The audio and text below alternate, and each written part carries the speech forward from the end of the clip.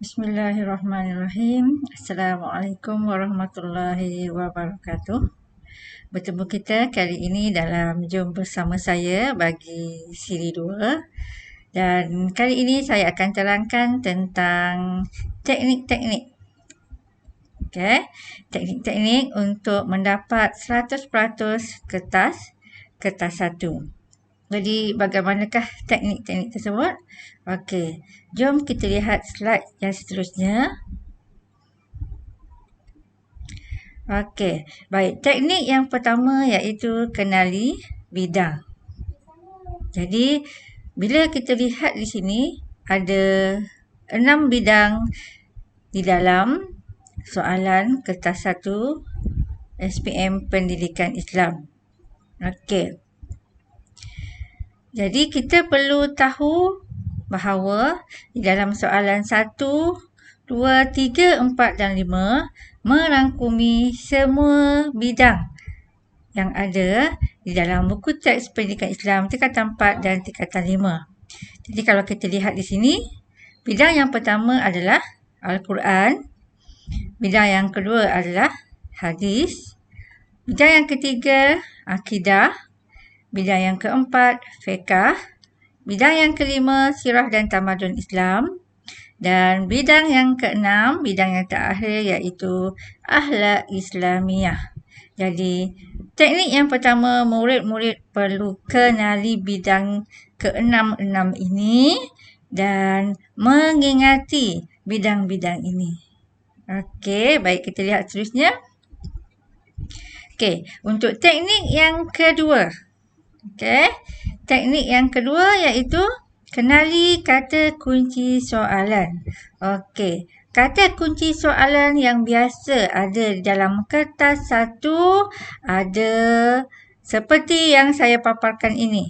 Okey, iaitu berikan, nyatakan, apakah, senaraikan, huraikan, terangkan, jelaskan. Jadi ada berapa semua kata kunci soalan yang ada di dalam kertas 1? 1, 2, 3, 4, 5, 6, 7. Jadi 7 kata kunci soalan yang perlu murid kenali, fahami dan ingati. Okey. Jadi bagaimanakah fungsi bagi setiap kata kunci soalan yang ada? Okey, baik, kita lihat seterusnya. Okey. Untuk kata kunci soalan apakah, berikan, senaraikan, nyatakan. Okey, kata kunci soalan ini adalah untuk aras pengetahuan. Bagaimanakah aras pengetahuan tersebut? Iaitu ia biasa ada pada soalan pengertian, riwayat hidup tokoh ataupun sifat peribadi tokoh. Ini adalah dalam bab sirah dan tamadun Islam. Kemudian rukun lebih kepada bab fiqh, hukum lebih kepada bab Al-Quran, hadis dan fiqh serta sesekali ada di dalam bab akhlak.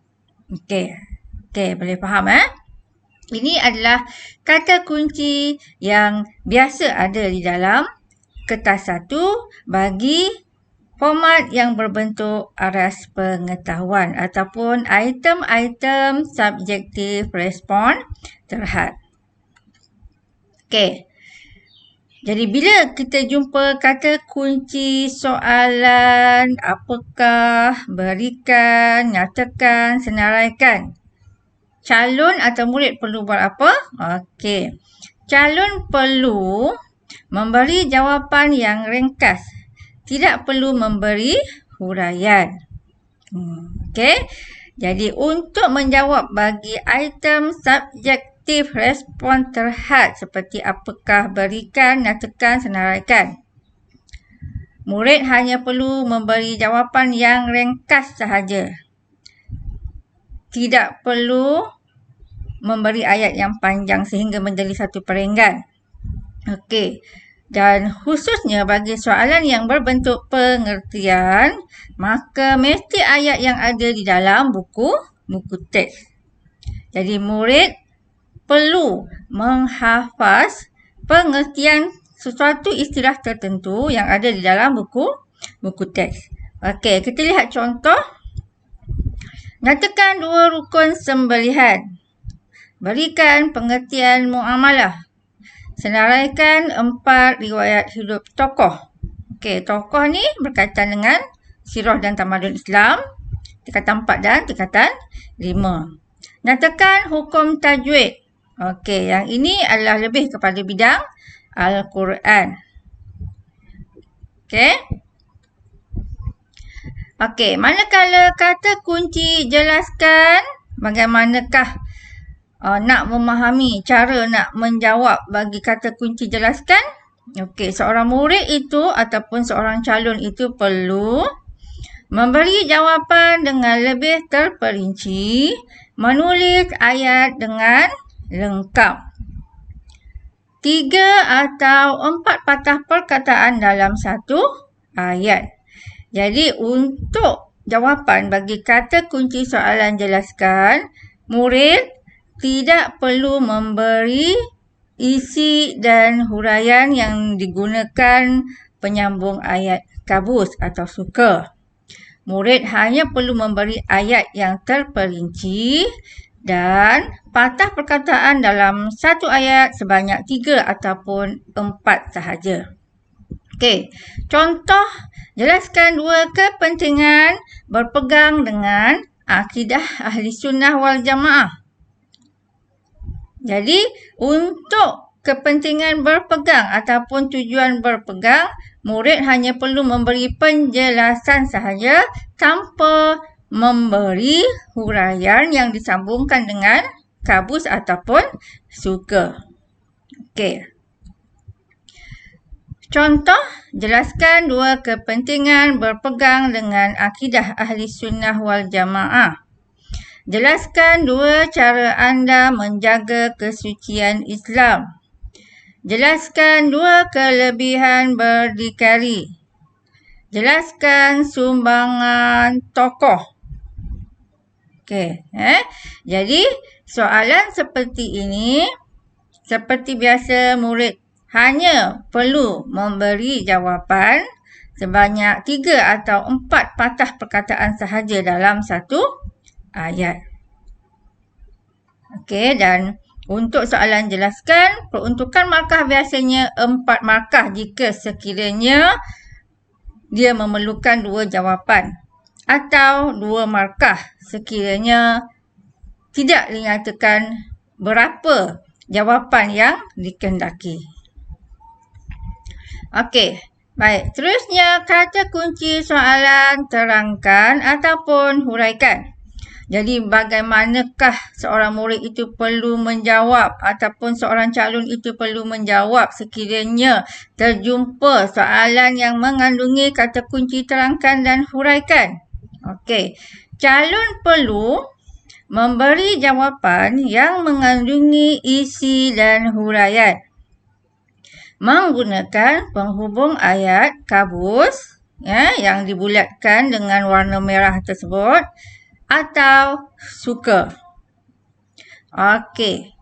Jadi di sini berbeza dengan kehendak jawapan bagi kata kunci soalan jelaskan.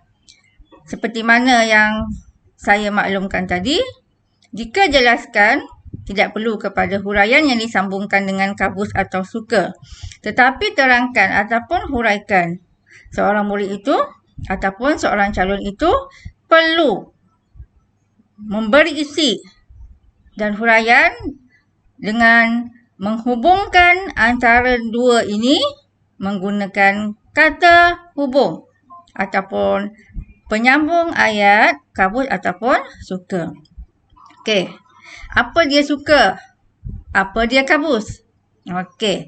Baik. Suka. S itu supaya ataupun seperti. U itu untuk.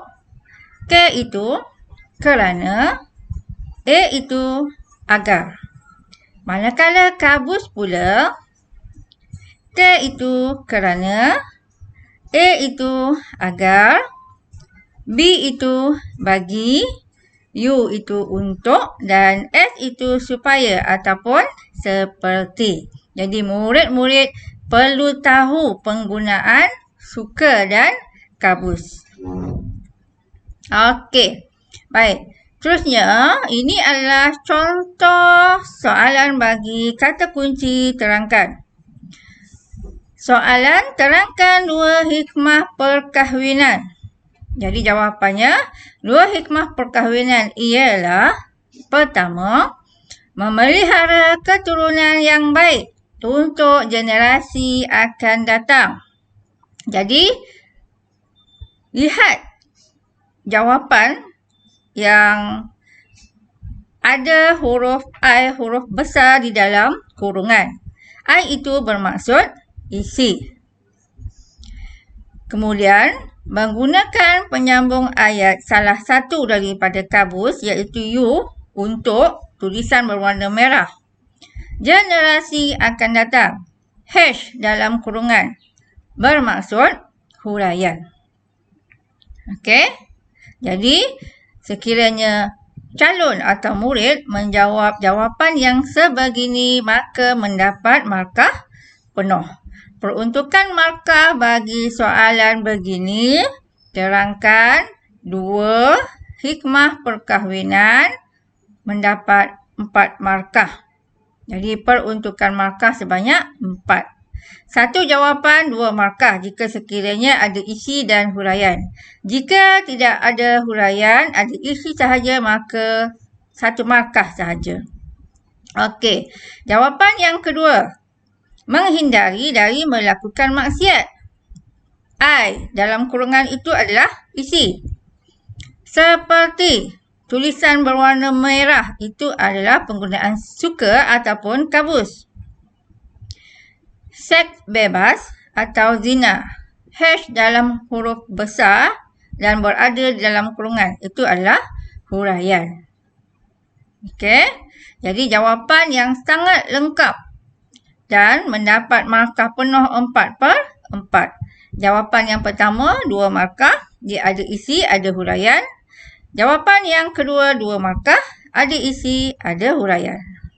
Okey, ini adalah cara bagaimana nak menjawab jawapan bagi kata kunci soalan, terangkan ataupun huraikan. Okey, selain daripada itu, ada lagi contoh-contoh lain. Terangkan 2 pengajaran yang boleh diambil dari ayat di atas. Terangkan 2 pengajaran yang boleh diambil dari hadis di atas. Terangkan 2 hikmah solat sunat istikharah. Okey, jadi kesemuanya itu memerlukan kepada isi, menggunakan penyambung ayat suka atau kabus dan memberikan huraian. Peruntukan markah adalah sebanyak 4 markah. Okey, kita lihat pula teknik yang ketiga. Okey, macam mana teknik yang ketiga? Okey, kenali cara menjawab soalan pengajaran ayat ataupun hadis. Macam mana cara kita nak kenal cara nak menjawab soalan pengajaran ayat ni ataupun soalan pengajaran hadis ni? Okey, cara menjawab soalan pengajaran ayat dan hadis. Soalan seperti, terangkan 2 pengajaran yang boleh diambil dari ayat atau hadis di atas. Okey, jawapannya, clue dia mesti mulakan ayat dengan kita hendaklah. Okey, kita hendaklah tu huruf besar ataupun kita mestilah. Jadi, seorang calon ataupun seorang murid tersebut perlu memulakan ayat pengajaran dengan kita hendaklah, kita mestilah. Yang kedua, gunakan penghubung ayat suka atau kabus. Wajib ada di dalam jawapan berbentuk pengajaran. Ketiga, cari jawapan dalam penerangan ayat. Jadi di sini bermaksud murid perlu memahami ayat. Keempat, perlu ingat fokus ayat dan hadis. Kelima, faham kalimah penting dalam ayat dan hadis. Jadi sekiranya seseorang murid itu kurang memahami ayat tersebut, jadi murid boleh lihat pada rangsangan ayat yang diberi. Sebagai contohnya, ayat yang dikeluarkan adalah tentang larangan perbuatan rasuah. Kemudian akan diberi satu rangsangan, iaitu ayat di atas menerangkan tentang larangan perbuatan rasuah. Jadi di sini murid akan dapat membuat pengajaran ayat berkaitan dengan larangan perbuatan rasuah. Okey, contoh. Ini adalah contoh jawapan bagi pengajaran ayat. Yang pertama, kita hendaklah.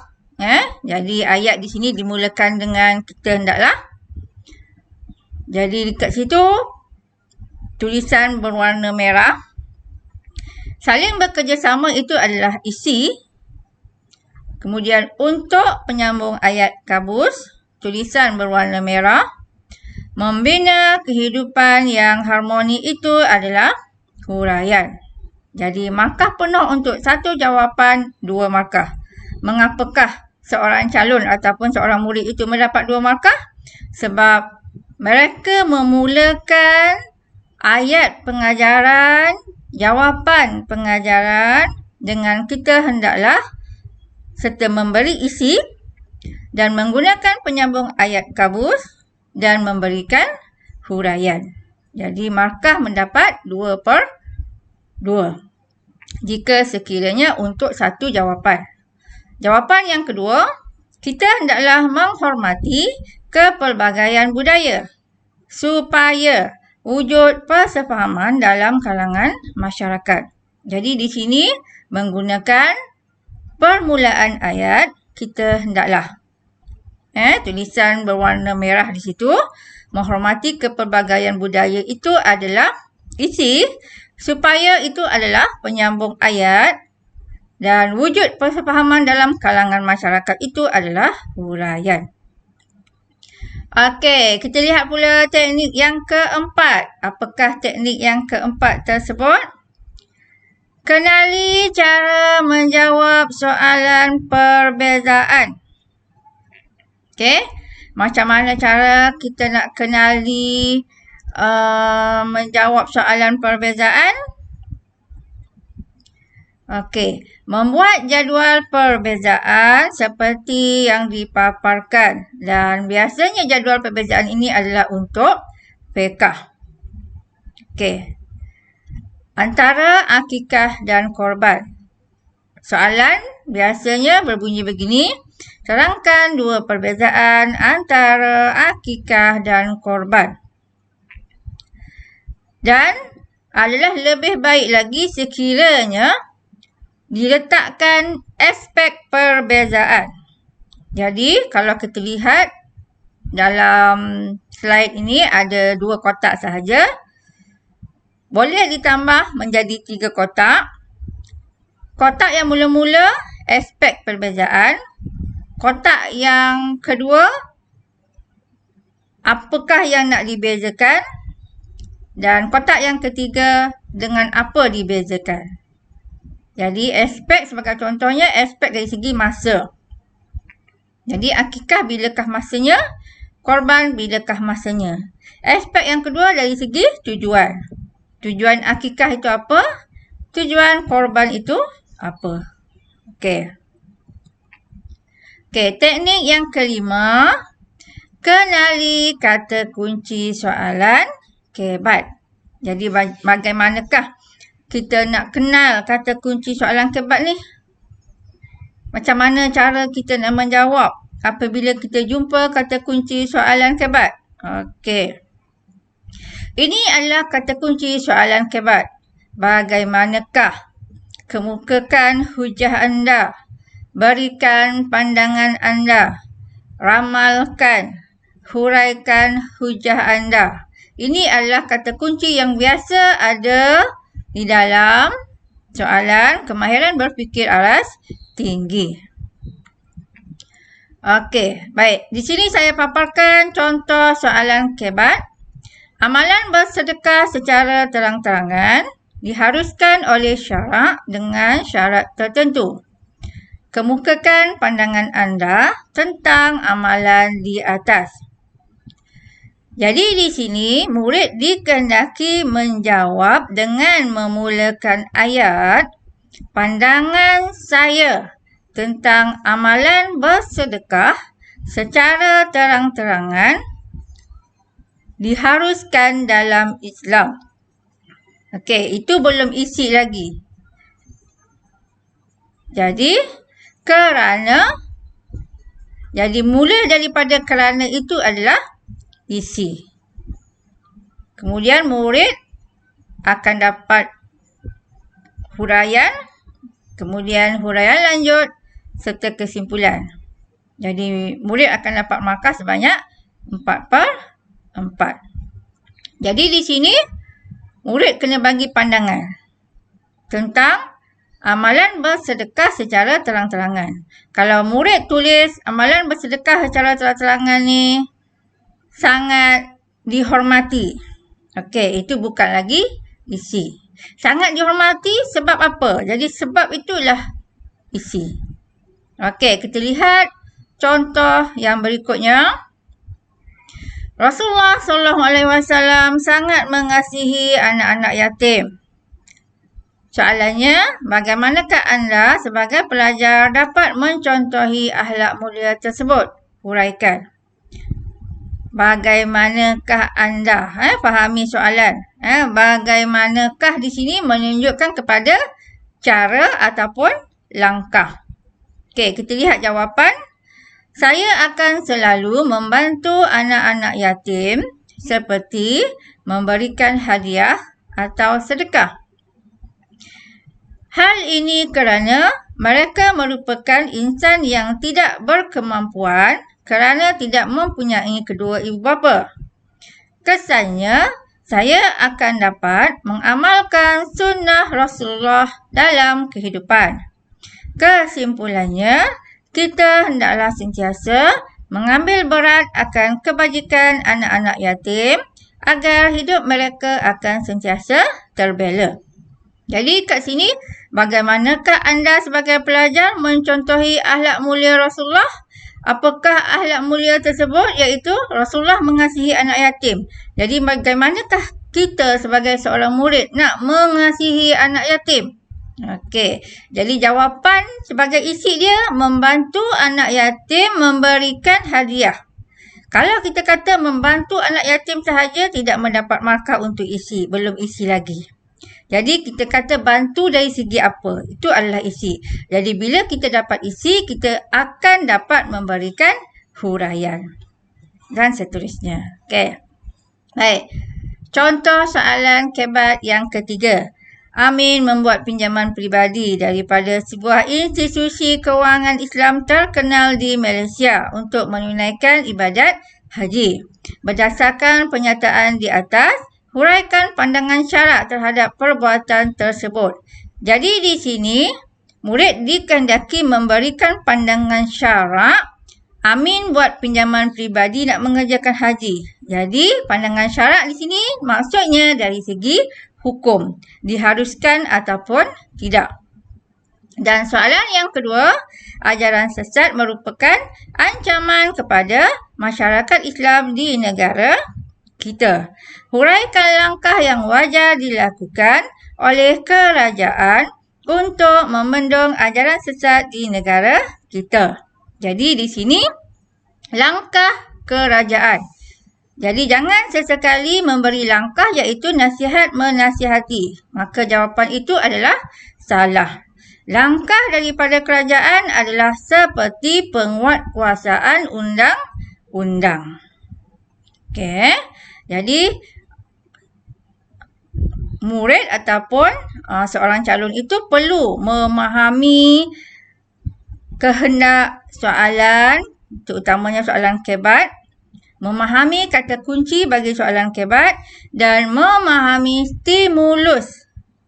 Okey, stimulus bagi soalan kebat.